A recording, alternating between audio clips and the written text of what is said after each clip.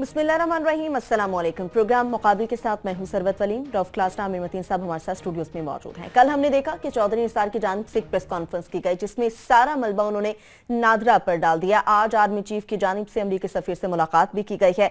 आज हम प्रोग्राम के आगाज पर इस बात का जायजा लेने की कोशिश करेंगे कि जिस तरह से कहा जा रहा है कि मुल्ला मंसूर के पास जाली पाकिस्तानी पासपोर्ट मौजूद था और चौधरी साहब के बकौल के मुल्ला मंसूर ने मरी मुज़ाकरात में हिस्सा लिया था, क्या तब ये सूरत हाल, तब इस बात का जायजा नहीं लिया गया कि पासपोर्ट जो उसके पास मौजूद है उसे किस तरह से मरी लाया गया है और वो पासपोर्ट क्या वाकई जाली था, पाकिस्तानी था, कौन सा पासपोर्ट था। आज पब्लिक अकाउंट्स कमेटी का इजलास हुआ जिसमें दुबई लीक्स की गूंज सुनी गई। हुकूमत की लाख कोशिशें कि मामला दब जाए, तहकीकात ना हो पाए, जितनी भी कोशिश हुकूमत कर रही है मामला है कि दबने का नाम नहीं ले रहा। और आज पब्लिक अकाउंट्स कमेटी के एक ऐसे खुश नसीब का भी आपको बताएंगे जिसका जिक्र हुआ, जिसे 4 अरब 80 करोड़ का प्लॉट सिर्फ 40 करोड़ में दे दिया गया। मामला यहां पे खत्म नहीं होते। अगर सारी सूरत हाल को सामने रखते हैं तो आगे बढ़कर एक और मामला हमारे सामने आता है, यानी कि यकनशुद दो शुद। पहले वजीर आजम के दामाद थे और अब शहबाज शरीफ के दामाद भी उनसे पीछे नहीं रहे। एक पर अहलिया के असासे छुपाने का इल्जाम है तो दूसरा है जिस पर 23 करोड़ रुपए की मुबैना करप्शन का इल्जाम है। पहला सवाल इलेक्शन कमीशन पर उठ रहा था कि क्या वो फैसला देकर अपनी क्रेडिबिलिटी को बहाल कर पाएगा। अब सवाल यह भी जन्म ले चुका है कि क्या पंजाब का anti corruption establishment Ali Imran पर लगे हुए संगीन इल्जामात पर कोई कार्रवाई कर पाएगा। आमिर मतीन साहब, चौधरी साहब की कल आपने भी प्रेस कॉन्फ्रेंस सुनी, हमने भी सुनी, उन्होंने सारा मलबा एक तरफ तो नादरा पर डाल दिया, दूसरा आज हमने देखा कि आर्मी चीफ ने भी अमेरिकी सफीर से मुलाकात की है। क्या कहा जा सकता है कि बड़ी एक मज़गा खेज और बड़ी गैर संजीदा सूरत हाल है गवर्नमेंट की तरफ से कि बड़े ही संजीदा मसाइल के ऊपर बड़ा ही इनका रवैया गैर संजीदा है कि इस वक्त सूरत हाल है कि 4 दिन हो गए हैं इस वाक़े को ड्रोन उसके अमेरिका के सदर ने नो लेस अमेरिकन प्रेसिडेंट उसने इसकी तस्दीक की कि जनाब ना सिर्फ कि ये वाक़या हुआ है, साथ में कि आइंदा भी होने का इम्कान है इस तरह के उसके अंदर सूरत हाल में। उसके बाद जो है अफ़गानिस्तान में नया सफ़ीर उन्होंने मुल्ला मंसूर की जगह पे नए अमीर भी इलेक्ट कर लिए हुए। और अभी हमारी सूरत हाल ये है कि टेक्निकली चौधरी निसार साहब ने कहा है कि जनाब हम डीएनए करवाएंगे, अभी भी डीएनए हो रहा है 4 दिन बाद और अभी तक ये तस्दीक नहीं कर पाए और वो दफन हो गए। वैसे वो दफन होके उनकी जगह नया अमीर लग गया। दुनिया के इवेंट्स वो आगे चले गए 3 दिन से, हम 4 दिन बाद भी अभी डीएनए की अब इसको मज़गा खेज ना कहें तो क्या कहेंगे। दूसरा ये है कि टोटल पोलिटिकल लीडरशिप इस वक्त एक वैक्यूम में गायब है कि इनको एक बड़ा फॉरेन ऑफिस का बड़ा एक मेजर्ड किस्म का एक कंडेमनेशन आई, जो मजम्मत की गई वो बड़ी म्यूटेड सी थी। उसके बाद से जो ही आज फिर हम कहते हैं जनाब सिविलियन सुप्रीमेसी की बात करते हैं कि आर्मी चीफ ने आज टफ स्टांस लिया जब, और जो ही उनका वो रिलीज हुई तो सबको एकदम जो है ना हर कोई शेर बन गया, शेर आया हो गया कि उसके बाद से ख्वाजा आसिफ साहब को भी ख्याल आ गया कि उन्होंने भी ट्वीट के जरिए जो है ना उन्होंने भी जो है ना थोड़ी सी उसकी कंडेमनेशन की। गवर्नमेंट का कोई भी मेन बंदा आके इसको हेड ऑन क्यों नहीं टेक ऑन कर रहा। और हमें पाकिस्तान को मैं कह रहा था कि डिबेट करवाने के अलावा हमें बताना चाहिए, आम आदमी कंफ्यूज है कि जनाब हमारी पॉलिसी है क्या और होनी क्या चाहिए। बिल्कुल इसके ऊपर ना सिर्फ डिबेट होनी चाहिए, हमें बतानी चाहिए कि जनाब हमारी ऑप्शंस क्या हैं। क्या हम अमेरिका से लड़ सकते हैं, क्या हम इसको रोक सकते हैं, नहीं कर सकते तो फिर जनाब हमने क्या ये हमारी गुड तालिबान को रिटेन करने की पॉलिसी जो चलती जा रही आए ये ठीक है नहीं है। कुछ ना कुछ आम आदमी इस वक्त, क्या हम लोग भी आम दानिश्वर जर्नलिस्ट पॉलिटिशियन तमाम कंफ्यूज्ड है कि जनाब हमारी पॉलिसी है क्या। और वो बंद कमरों में बैठे हुए हैं। प्राइम मिनिस्टर साहब आज जो है फाइनली अस्पताल में बिताए गए। पहले दिन जो है हम तो ये किसी की बीमारी के ऊपर असल में ये कोई मजाक तो नहीं उड़ाया जा सकता, मगर इन्होंने खुद मजाक उड़ाया। अगर उनकी कोई बीमारी बहुत संजीदा है तो ये हमारा हक है कि हमें बताया जाए ताकि हम मुतबादल क़यादत देख सकें या देखा जा सके। वो भी नहीं बताया जा रहा कि उनकी बीमारी क्या है, मगर आज उनको दिखाया गया कि जो सारा दिन वो क्लिनिक में रहे हैं, ये नहीं बताया जा रहा। जो दिखाई जा रही थी शॉर्ट क्लिप वगैरह वो पुराने हैं। लास्ट पॉइंट कि उनकी जगह पे यहाँ पे कोई अगर उनकी तबीयत बहुत खराब है तो उनका कोई जानशीन होना चाहिए जो कि टेक ओवर करे। एक बड़ी संजीदा सूरत हाल है जिसके अंदर किसी को एक फेस ऑफ द गवर्नमेंट होना चाहिए जो कि बताए कि जनाब आम आदमी को आप ख्याल रखें, बड़ा मुश्किल हालात है। प्राइम मिनिस्टर नहीं भी है तो मैं हूं, आपको बता रहा हूं, कोई बताने के लिए नहीं है। पूरी दुनिया में हमारा मजाक उड़ाया जा रहा है इस वक्त, और लोग इसके मुतालिक एक लतीफे से बन गए हैं कि 4 दिन बाद अभी डीएनए 4 दिन बाद हो रहा है। बिल्कुल, ये जो सारी सूरत हाल है, क्लासेस साहब आपने आमिर मतीन साहब की बात सुनी है। एक तो आर्मी चीफ ने जो अमेरिकी सफीर से मुलाकात की है, उस हवाले से भी जानना चाहेंगे कि आप उस मुलाकात को किस तरह से देख रहे हैं। दूसरी ये कि बाकी हर चीज, हर मुल्क बहुत आगे जा रहा है। आज भी हम मुल्ला मंसूर जो दफन हो चुके बकौल आपके, जैसे आपने बताया, लेकिन हम डीएनए के ऊपर अभी तक रुके हुए हैं। ये अभी आमिर मतीन सब कह रहे थे ना कि हमारी पॉलिसी क्या है। हमारी पॉलिसी यही है कि कंफ्यूज किए जाओ, आप ये खुद भी कंफ्यूज हैं और लोगों को भी कर दो, और इतनी उस पर आप उड़ा दें, मट्टी उड़ा दें, धूल उठा दें कि लोगों को किसी को अपना चेहरा ही नजर ना आए कि किसने क्या कहा था। अब पिछले 5-6 दिन के तमाम बयान, जैसे इन्होंने मेफर वाले उन पे किया था, फ्लैट्स पे किया था शरीफ फैमिली ने, अब 5 लोगों के बयान इंटरव्यूज पढ़े, उनको एक साथ सुने तो फिर शायद आप पागल होना शुरू हो जाएंगे कि ये पूरी फैमिली ये क्या स्टेटमेंट दे रही है। सेम आप ऐसे करेंगे, पिछले 5-6 दिनों के इनके बयान पढ़ना शुरू करें, इनकी प्रेस कॉन्फ्रेंस देखें, इनकी पहले खामोशी देखें, ऑल ऑफ सडन पूरे के पूरी हुकूमत आज हमारी शेयर होगी, खड़ी होगी, आर्मी चीफ साहब की मुलाकात होगी, उस पर डिफेंस मिनिस्टर को कल ये याद फरमा रहे थे इनके पुराने दोस्त आमिर मतीन साहब के, वो भी आज सामने आ गए। मेरा एक और एक उस पर इशू पे सुई मेरी फंसी हुई है कि चौधरी साहब ने कल एक अपनी गुफ्तगू में फरमाया था कि ये जो मुल्ला मंसूर हैं कोई आम आदमी नहीं थे, और आपको याद हो तो इन्होंने मरी में जो मुज़ाकरात हुए थे, ये तालिबान के, अमेरिकन के, चाइनीज़ भी थे, पाकिस्तानीज़ भी थे, उसमें ये मुल्ला मंसूर ने लीड किया था। आप अगर पहले वो, अगर आपके पास क्लिप मौजूद है, क्योंकि मेरे पास इस पे ना कुछ इन्फॉर्मेशन है या कुछ सवालात हैं, वो मैं बाद में करूंगा, पहले जरा क्लिप सुना है कि चौधरी साहब ने मुल्ला मंसूर के बारे में क्या कहा, उसके बाद में कुछ जो इन्फॉर्मेशन है यकीनन वो तो हम जानेंगे, लेकिन वो हमारी पब्लिक जो इस वक्त हमें देख रही है, चौधरी साहब ने कल मुल्ला मंसूर के और मरी मुज़ाकरात के हवाले से, उनकी मौजूदगी के हवाले से क्या बात की थी, पहले आपको वो छोटा सा क्लिप दिखाते हैं। इस खित्ते की तारीख में पहली दफा अफगान तालिबान और अफगान हुकूमत आमने सामने बैठकर उन्होंने मुज़ाकरात किए। तब अफगान तालिबान को लीड कौन कर रहा था? मुल्ला मंसूर कर रहा था। ये क्लिप तो हमने क्लासेस साहब दिखा दिया, जो इन्फॉर्मेशन आपके पास है वो आप इसका एनालिसिस भी फरमाते हैं थोड़ा सा, और इसकी इन्फॉर्मेशन पे भी बात करते हैं।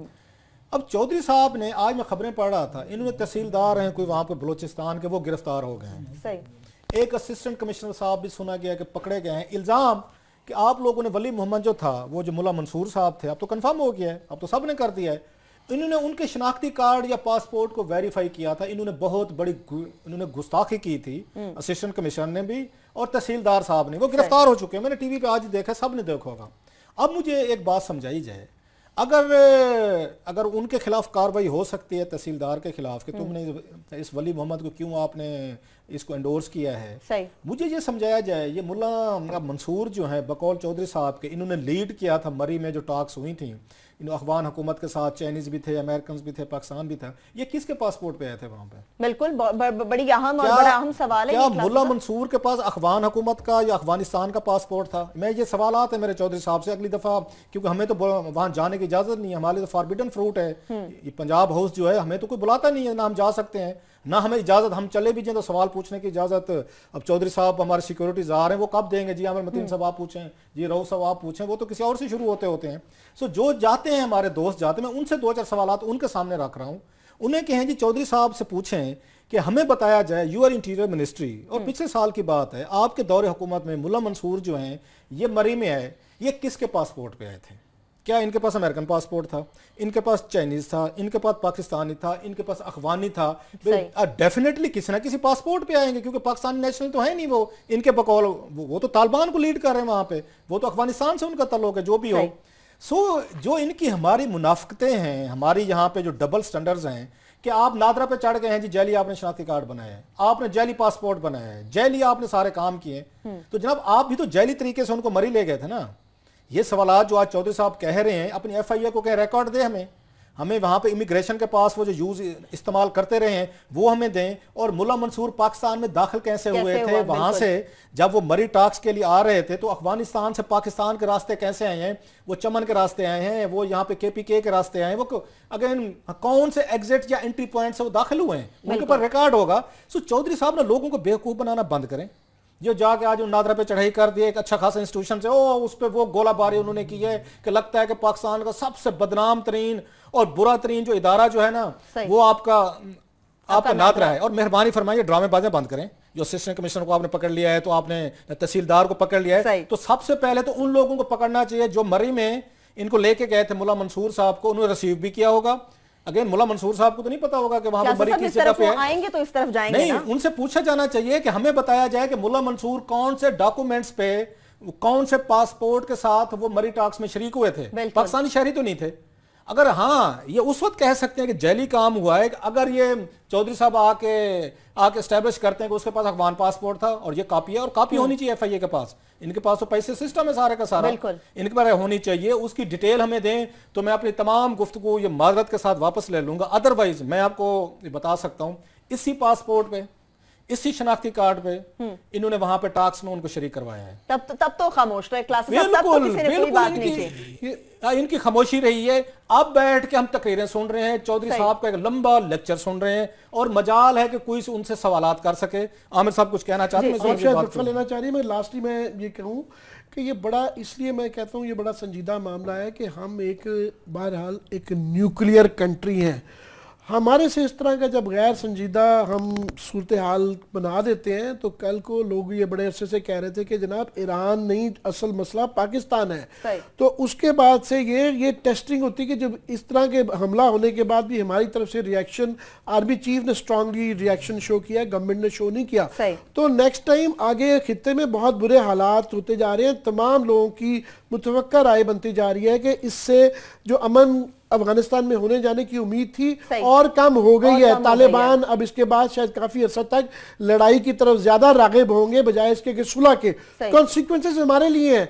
तो आने वाले दिनों में इस को गैर संजीदगी से लेना और सिर्फ ये है कि जी आप नादरा के खिलाफ एक्शन ले लें और छोटा सा ले लें, ये बहुत बड़ा इंटरनेशनल एक मसला है और हम उसके बिल्कुल स्टॉर्म के दरमियान में नादरा के ऊपर जब चढ़ाई की है चौधरी निसार साहब ने, तो उन्होंने खासा क्रेडिट अपनी हुकूमत पर भी लिया कि हमने इतने लोगों को मुअत्तल कर दिया, इतने गिरफ्तार हो गए, इतने गैर कानूनी पासपोर्ट मंसूख किए, इतने शनाख्ती कार्ड जो है वो भी मंसूख कर दिए गए। इस सारी सूरत हाल पर तो बात होगी। जो एक हुकूमत का वतीरा रहा है कि मामला जब हुकूमत की तरफ जाते हैं तो उनको या तो दबा दिया जाता है या तहकीकात नहीं होने दी जाती। लेकिन आज पब्लिक अकाउंट्स कमेटी में भी दुबई लीक्स, जिसको हुकूमत कोशिश तो कर रही है कि मामला दब सके, उसकी गूंज भी सुनाई गई। सारी सूरत पर बात करेंगे, ब्रेक बाद हमारे साथ रहिएगा।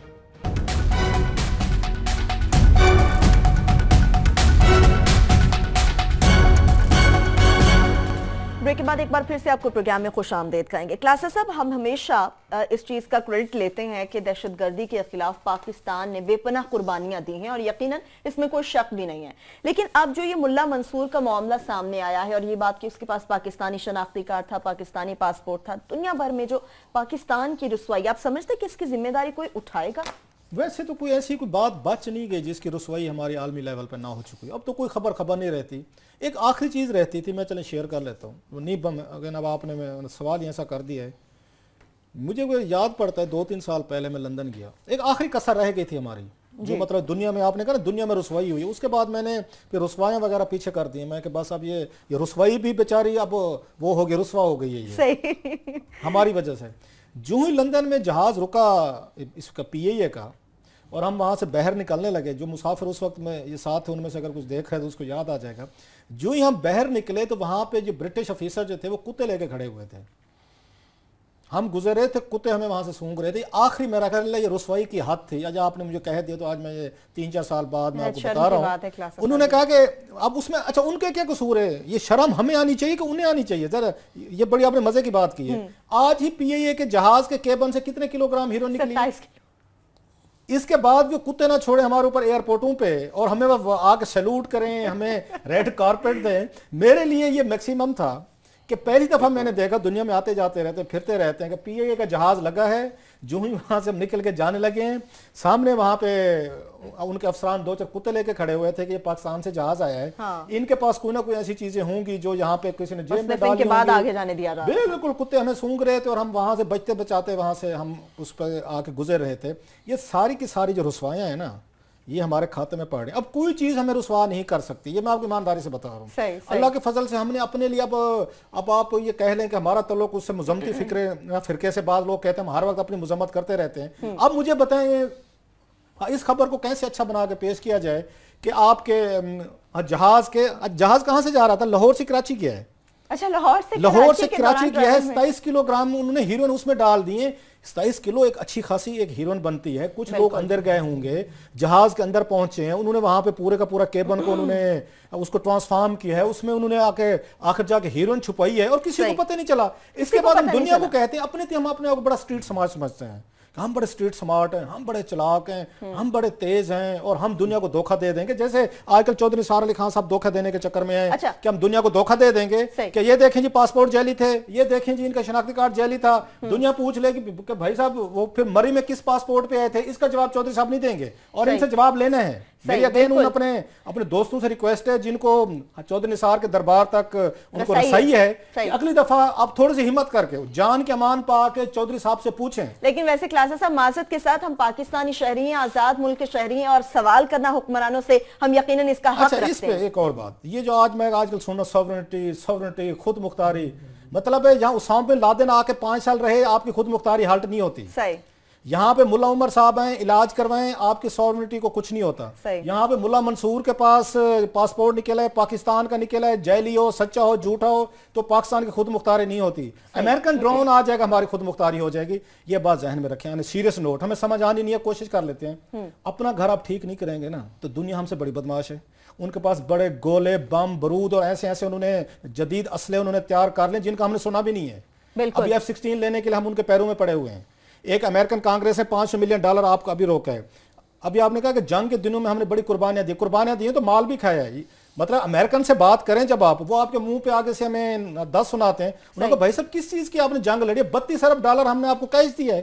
तो कैरी लूगर बिल के तहत पैसे आपने अलहदा लिए हैं, यूएसएड के तहत आपने अलहदा लिए हैं, आपने उसको कोलिशन सपोर्ट फंड के लिए अलहदा पैसे लिए हैं। मतलब हम पैसे भी लेते रहते हैं, रोला भी डालते रहते हैं। वो कहते हैं भाई साहब एक कॉन्ट्रैक्ट था, एक डील थी, जनरल जिया से डील की, $4 अरब दिए, F-16 दिए।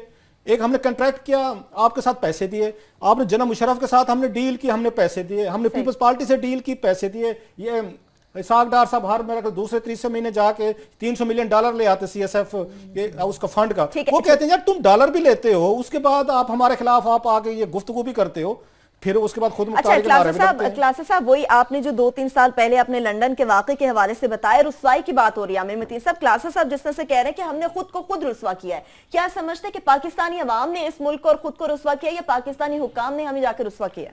अवाम बेचारों ने क्या करना है, वो तो बिल्कुल इनके रहमो करम पे है हुक्काम का। और मैं थोड़ा सा आपसे डिसएग्री करता हूँ कि अमरीकनों ने हमारे लिए किया। उस वक्त मुशर्रफ साहब ने अपनी डील बड़ी अच्छी ले ली थी, कौमी मफाद का नहीं सोचा था, उनका ज़ाती मफाद जो है मुकद्दम था। और जो क्रिएशन सपोर्ट फंड के अंदर जो देते हैं वो बड़ा थोड़ा देते हैं। वो उसके अंदर उसके बदले में जो हमारी यहाँ से अभी भी याद रहे, अगर हम हमारे बाइज़्ज़त मुल्क हो और बाइज़्ज़त हम अपना मुकाम रखना चाहें तो काफ़ी चीज़ें हैं जिस पे अमेरिका से असिस्ट किया जा सकता है। सिर्फ ये नहीं है कि हम तल्लुकात बंद कर दें और वो कर दें। अभी भी लॉजिस्टिकल सपोर्ट यहाँ से पाकिस्तान से ही अफगानिस्तान में जाए, गो के उनके आगे से 10,000 पे फौज आ गई है, पर उनको अभी भी पाकिस्तान की ज़रूरत है। और वो जो जितने पैसे कोलिशन सपोर्ट फंड में दे देते हैं और वो भी रोक रोक के देते हैं, उसके मुकाबले में हमारा लॉजिस्टिकल नुकसान है, हमारी सड़कें तबाह हो गई, हमारा इंफ्रास्ट्रक्चर के ऊपर जो बोझ है वो बहुत ज़्यादा है। छोड़ दें इस बात को कि हमारा जो दहशतगर्दी में उनके साथ कोऑपरेशन करने का, और जो है हमारे से पूछ के तो नहीं वो अफगानिस्तान में आए थे, हमारे पे तो इम्पोज किया गया था। और ये सबको पता है कि उस ज़माने में जनरल महमूद साहब ने वो जब उन्होंने कहा कि आप हमारे साथ ये करेंगे, वो बिल्कुल जी मैं बताता हूँ हम आपके साथ हैं, कोई बार्गेन ही नहीं किया था। कोई गुंजाइश थी भी अगर कि जनाब ठीक है हम आपकी मदद करेंगे, पर हमें यही चीज़ें चाहिए।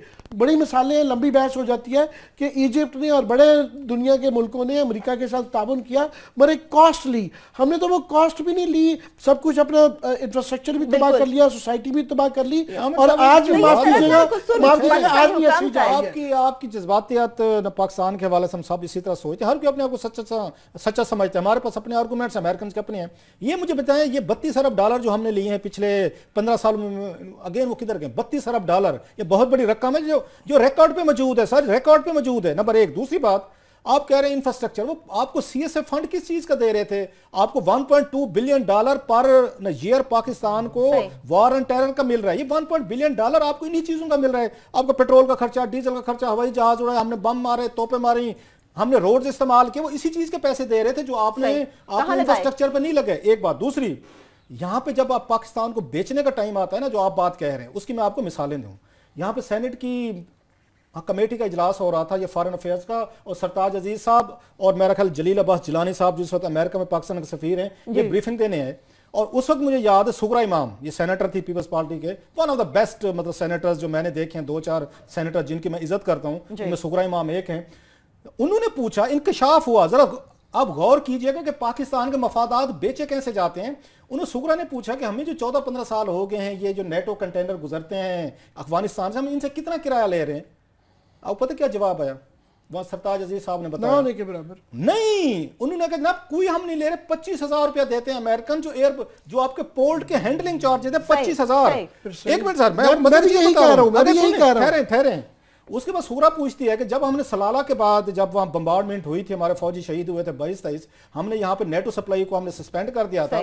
उन्होंने वहां से कोई तुर्कमेनिस्तान के पता नहीं ताजिकिस्तान कौन से रास्ते से, तो उन्होंने सप्लाई अपनी शुरू की थी। तो सुगरा ने पूछा जब फॉरेन ऑफिस के बाबू से कि मुझे ये बताएं, तुर्कमेनिस्तान था, मुझे पूरा नाम नहीं याद आ रहा, बल्कि सेंट्रल एशिया की रियासत थी जो अफगानिस्तान से अटैच है। उन्होंने पूछा उन्होंने कितने पैसे लिए थे अमेरिकन से? तो जवाब यह है कि उन्होंने एक कंटेनर का $1,700 लिया था। और हमने क्या लिया? हमने 25,000, हमने सिर्फ रुपए जो आपके लेबर की कास्ट कंटेनर को जो वहां पे लोड करते थे, उस पे बात उसने सुगरा ने बड़ी अच्छी बात की। उसने कहा आपने क्यों फ्री में अमेरिकन को दिया है? आप अगर वहां से उनसे $1,000 भी ले रहे होते एक कंटेनर के, पाकिस्तान तो अरबों डॉलर कमा सकता था राहदारी के नाम पे। जवाब ये दिया फॉरेन ऑफिस के बाबूज ने, जो नाराज होते हैं, उनको बाबू कहा जाए तो नाराज होते हैं, आपको तो पता है सारा। उन बाबूज ने जवाब दिया जी हमने गुडविल के लिए किया है, अमेरिकन हमारा दोस्त है, गुडविल के लिए। और भाई मेरे जो उसने बात की सुगरा इमाम ने, उन्होंने कहा जनाब अच्छा ये अच्छी बात है, आपके पैसे थे जो अरबों डॉलर आप कमा सकते थे नेटो ये कंटेनर के नाम पे, जो तुर्कमेनिस्तान वगैरह ने जो भी मुल्क था उन्होंने कमाए, आपने वो नहीं कमाए। आप अमेरिका से इमदाद लेने जाते हैं, उनकी शरायत मानते हैं, जो पैसा आपका लीगल बनता है, जायज बनता है, जो आप कमा सकते हैं, अपनी गुडविल के नाम पे आप नहीं लेते, अपने तल्लुकात बनाते हैं अमेरिकन के साथ, अपने बच्चों के लिए स्कॉलरशिप लेते हैं, उनसे फेवर्स लेंगे, उनसे जाती मफाद उठाएंगे। ये मेरे लिए बहुत बड़ा स्कैंडल था कि पाकिस्तानी हुकूमत ने 15 सालों में अमेरिकन जो नेटो कंटेनर्स हैं वो फ्री ऑफ चार्ज पाकिस्तान से गुजर के जाते हैं, जबकि 8 महीने के लिए तुर्कमेनिस्तान या ताजिकिस्तान, मुझे पूरा अगेन मैं रिपीट करूं ताकि गलत ना कह जाऊं, उसने अमेरिकन के 8 महीने में एक कंटेनर पे $1,700 लिए एक पे। पता नहीं हजारों गुजरे हैं, जितने गुजरे हैं, और पाकिस्तान ने फ्री में दिया है। अब मुझे बताएं ये कसूर किसका है? हमारे इन्हीं लीडरों का है जो बैठ के हमें दिन रात सॉवरेनिटी, अब फॉरेन ऑफिस को हमारी सॉवरेनिटी याद आ गई है। आपको उस वक्त सॉवरेनिटी याद नहीं थी जब आप उनको अमेरिकन को मुफ्त में जहां से कंटेनर की आपने डील दी? हमारी फौजी एस्टेब्लिशमेंट को सॉवरेनिटी उस वक्त याद नहीं है जब आपने बैठ के डील की कि यहाँ पाकिस्तान से जाएंगे। मैं भी प्रिसाइजली यही कह रहा था कि ये क्रिएशन सपोर्ट फंड में जो हमें दे रहे हैं पीनट्स है, हम उसके बगल में इनको सर्विस बहुत ज्यादा दे रहे हैं। मेरा लास्टली ये कहना है कि अगर हमने इस वक्त रिएक्ट ना किया एक मौसर तरीके से इस पे, तो नेक्स्ट टाइम भी फिर ये ज्यादा बढ़ेगा। होना चाहिए ना, और हमारे पास तरीके हैं, रिएक्ट करने के तरीके हैं। ये ऑप्शन सिर्फ ब्लैक एंड व्हाइट में कर देने का तरीके। क्लासेस अब कल भी हमें अपने प्रोग्राम में इस बात को डिस्कस किया था, बहुत बड़ी मिसालों की तरफ आप ना जाएं। हमारे पाकिस्तानी आला हुक्काम जितने भी इस वक्त बड़े बड़े ओहदों पर बैठे हैं, उन सबके बच्चे तो खुद लंदन अमेरिका में जाकर बैठे हैं, वहां पर पढ़ते हैं, वहां पर काम करते हैं, वहीं पर रहते हैं। तो फिर आप किस तरह से पाकिस्तान की खुद मुख्तारी की बात कर सकते हैं? जब बात चलती है तो फिर और बात निकलती है। हुकूमत की बात छिड़ी है तो मामला यह भी आता है कि हुकूमत बहुत सारे ऐसे मामला हैं जिन्हें या तो दबाने की कोशिश कर देती है, अगर मामला चल निकले तो फिर कोशिश करती है कि तहकीकात मनपसंद तरीके से की जाए। दुबई लीक्स का मामला भी ऐसा ही है जिसकी गूंज सुनी गई। इस सारी बात पर करेंगे एक छोटी सी ब्रेक के बाद, हमारे साथ रहेगा।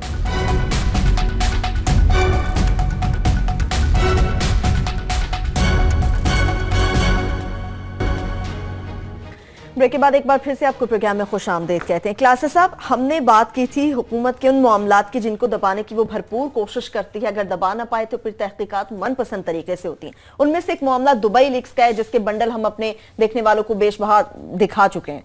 आज पब्लिक अकाउंट्स कमेटी के इजलास में भी दुबई लीक्स की गूंज सुनी गई है। 2 बड़ी इंपॉर्टेंट स्टोरीज हैं जो आज आपके साथ पब्लिक अकाउंट्स कमेटी से हम शेयर करेंगे। हमारे रिपोर्टर हैं इमरान मकराना है, बड़ा इनको क्लोजली वो इसको मॉनिटर करते हैं और बड़ी अच्छी वहाँ से चीज़ें भी निकाल के ले आते हैं। मैं खुद भी देखता रहता हूँ इसके अफेयर्स जो हैं।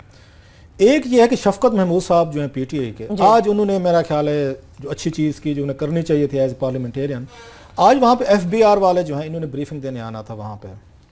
उन्होंने ब्रीफिंग के दरमियान पूछ लिया जनाब कि ये टीवी चैनल पे, उनका इशारा हमारे उसकी तरफ 92 की तरफ था कि इतनी बड़ी दुबई लीक्स आई हैं, यहाँ पे इतने बड़े बड़े नामों का इंकशाफ हुआ है, टैक्स चोरी की बातें हो रही हैं, आपने प्रॉपर्टीज ली हैं, बहर ली गई हैं, कोई आपके नॉलेज में है, कुछ आपको पता है, आप उस पर कुछ कर रहे हैं।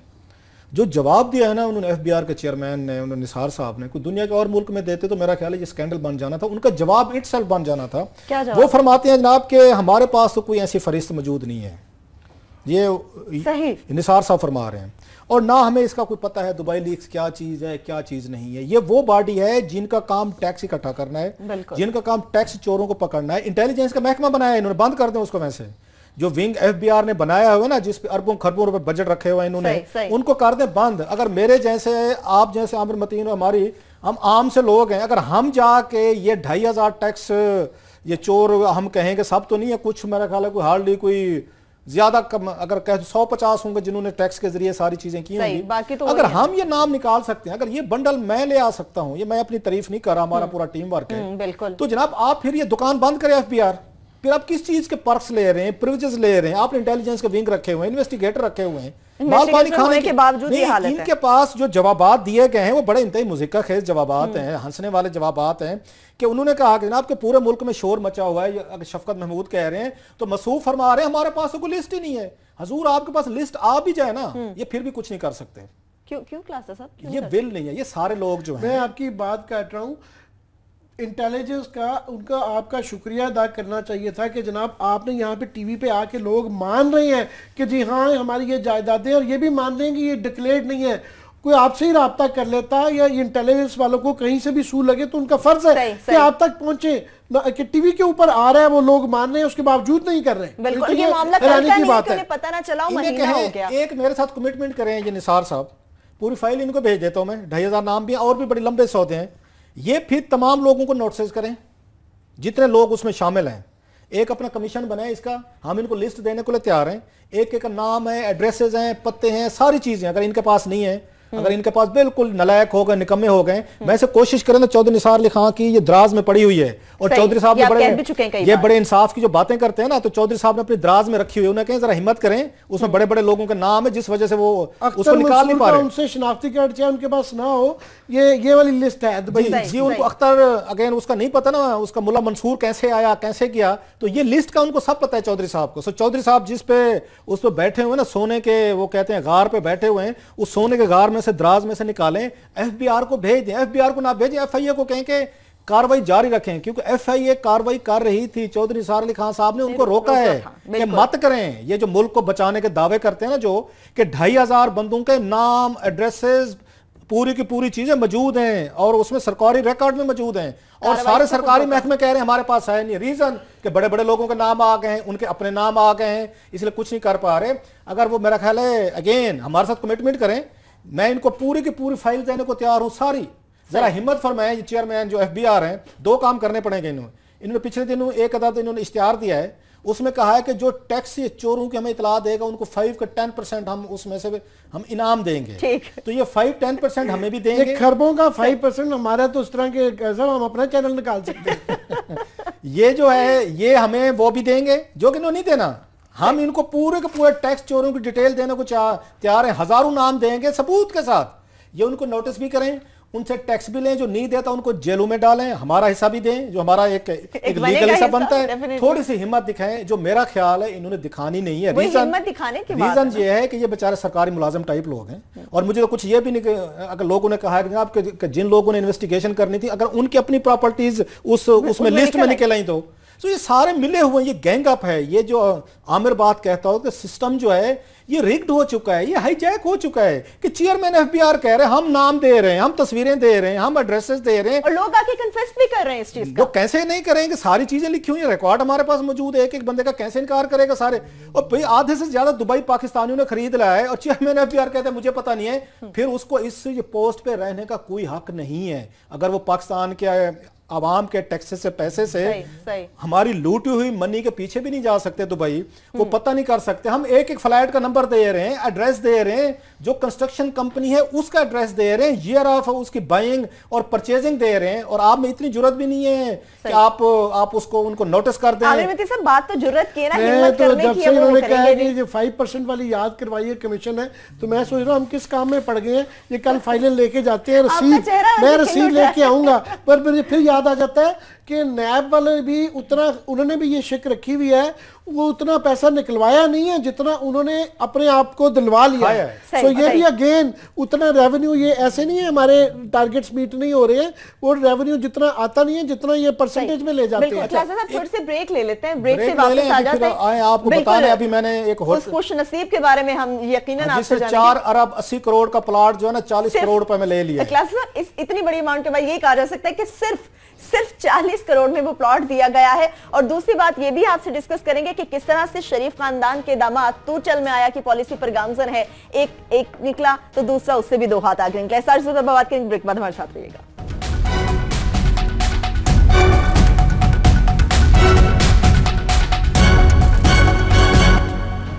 ब्रेक के बाद एक बार फिर से आपको प्रोग्राम में खुश आमदीद कहते हैं। क्लासेस साहब, ब्रेक पर जाने से पहले जहां पर बात दुबई लीक्स की हो रही थी, वहीं पर आपने ये भी बात की थी, आप किसी खुश नसीब के हवाले से बताना चाह रहे हैं जिसको सिर्फ 40 करोड़ में प्लॉट मिला। बड़ी मजे की बात है, यहाँ पे ग्रैंड हयात होटल बन रहा है। बहुत सारे लोगों ने देखा होगा इस्लामाबाद में, ये कन्वेंशन सेंटर के करीब बहुत हाई रेज बिल्डिंग बन रही है, जिसपे बहुत सारे सिक्योरिटी के कंसर्न्स भी हैं कि डिप्लोमेटिक एनक्लेव सामने है, प्रेसिडेंसी सामने है, प्राइम मिनिस्टर ऑफिस आपका सामने, इतनी बड़ी बिल्डिंग आपने उस पर खड़ी कर दी है। खैर, उसका जो प्लाट की कीमत थी वो 4 बिलियन 80 करोड़ रुपए की थी, और जिस खुश नसीब को वो प्लाट मिला है उसको 48 करोड़ रुपया लेके सीडीए ने उनके हैंड ओवर कर दिया।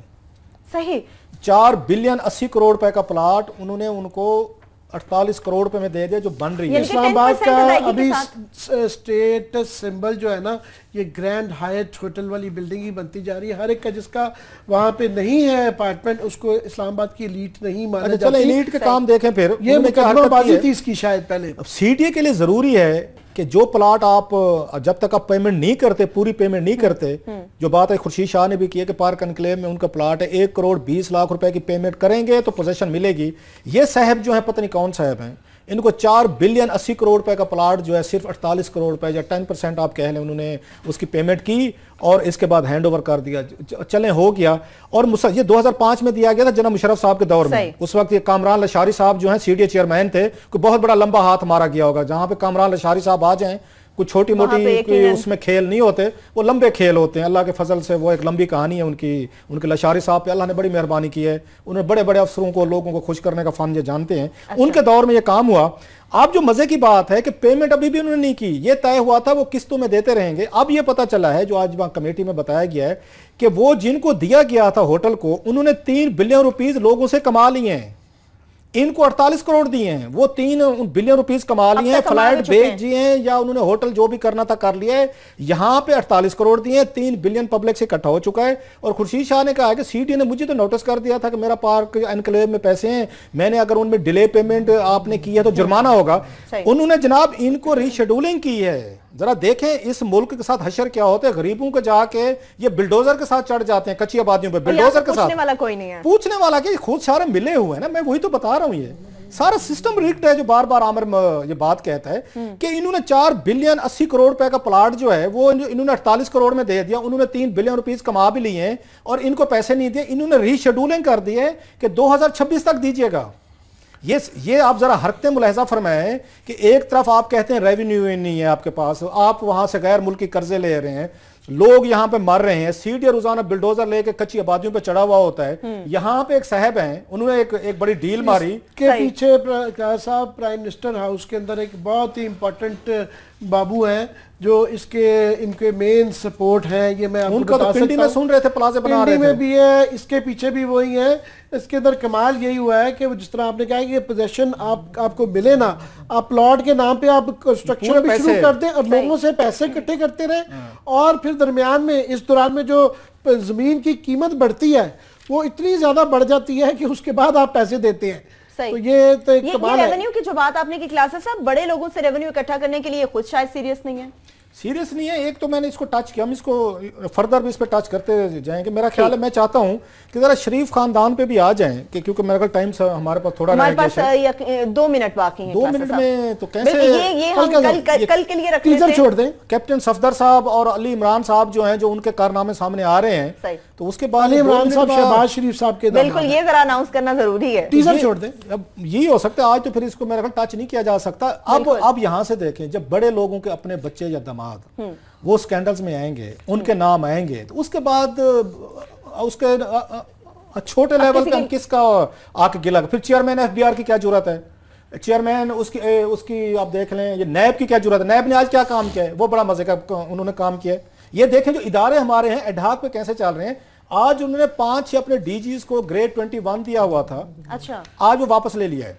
उसमें पंजाब भी शामिल है, क्वेटा भी शामिल है। आज वो लिए थे, आज उन्होंने ये जो था नए 5 जो है ना 20वें ग्रेड के 21वें पे दोबारा लगा दिए हैं 3-3 महीने में, ताकि उनको रखो, ताकि वो आपके मुताबिक बिल्कुल चलते जाएं। बिल्कुल वो इस पे मुझे ये पता चला था कि रजा रब्बानी साहब ने इस पे खासी उन्होंने चढ़ाई की थी कि आप उस सईद गनी साहब का मेरा ख्याल सवाल था, पीपल्स पार्टी के सेनेटर का, उन्होंने कहा जनाब कि ये कैसी अकाउंटेबिलिटी आप कर रहे हैं कि 5 आपके डीजीज जो हैं वो अडाक उस पे लगे हुए हैं, उनको आपने करंट चार्ज दिया हुआ है ग्रेड 20 के, ग्रेड 21 में काम कर रहे हैं, ऐसे चला रहे थे। तो उसकी बजाय उन्होंने आज उन सबको हटा के तो उन्हीं में से इधर के इधर करके 5 नए कर दिए। चेयरमैन नायब साहब बड़े समझदार हैं, सरकारी बाबू हैं, वो आपको पता है, वो भी तो अल्लाह के फजल से बड़े बाबू हैं। उन्होंने कहा कि आप इनको एक ग्रेड इनको आगे रख के मर्जी के काम कराएं। अगर मुस्तकिल डीजी आ जाएगा वो रेजिस्ट करते हैं, जिसके पास करंट चार्ज होता है उसको लालच होती है कि मैंने ये ग्रेड पक्का लेना है, मुस्तकिल लेना है। आप उनको प्रमोशन देने की बजाय ये जो 5 डीजीज थे आप इनको प्रमोशन दें। अगर प्रमोशन वो नहीं ले सकते, नहीं क्वालिफाइड, तो उन लोगों को लगाएं जो क्वालिफाइड हैं। ये एडहाकिज्म जो आपको नजर आ रहा है अकाउंटेबिलिटी का, ये हर जगह पे है। ये जो स्कैंडल अभी उसका पीएससी वाला अभी हमने आपके सामने आके रिवील किया है कि 4 अरब 80 करोड़ रुपए की जमीन आपने 48 करोड़ में दे दी। सही 2026 तक की किस्तें कर दी हैं। मुझे और आपको प्लाट नहीं मिल सकता जब तक उसकी पोजीशन, जब तक हम उसका पूरे का पूरा उसकी पेमेंट ना करें। आखिर पे इवन पोजीशन, लेकिन वही बात है क्लास साहब, जिसको 48 करोड़ में बहुत कम कीमत में ये प्लॉट दिया गया, उसने आगे से 3 बिलियन कमा भी लिए हैं। अब देखना ही होगा कि हुकूमत किस हद तक सीरियस है इन तमाम तर मामलात को ठीक करने के लिए। मगर बात वही है कि यहाँ पर तो हुकूमती ओहदेदार, यहाँ पर वज़ीर आज़म नवाज शरीफ और शहबाज शरीफ के दामाद है, जिन पर मुबैना करप्शन के इल्जाम है, कैप्टन सफ्तर पर है कि अहलिया के सासे छुपाएं। इलेक्शन कमीशन फैसला देकर कितना क्रेडिबिलिटी को बहाल कर पाएगा, इस सारी सूरत को देखना होगा। इसके साथ ही प्रोग्राम अपने इख्तिताम को पहुंचता। अपना बहुत सा ख्याल रखिए। खुदा हाफिज़।